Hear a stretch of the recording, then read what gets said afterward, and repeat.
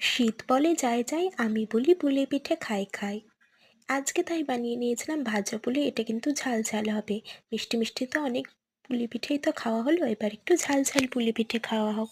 তাই জন্য ডাল আর আতপ চাল দিয়ে মেখে নিয়েছি। আর একটু আলুও দিয়ে দিয়েছিলাম কটা, যাতে পুলিগুলো নরম নরম হয়।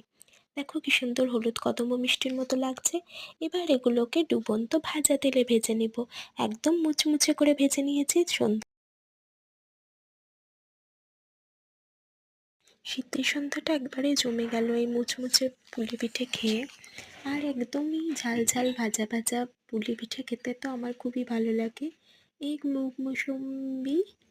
মুকসাম্বি বলে, মুসমবি। এটা খেতে কার কার ভালো লাগে কমেন্ট করে জানাও। কি সুন্দর লাগছিল দেখো, তেলে যাওয়ার আগে হলুদ মিষ্টির মতো। দেখো, এক বাটি ভর্তি হয়েছে।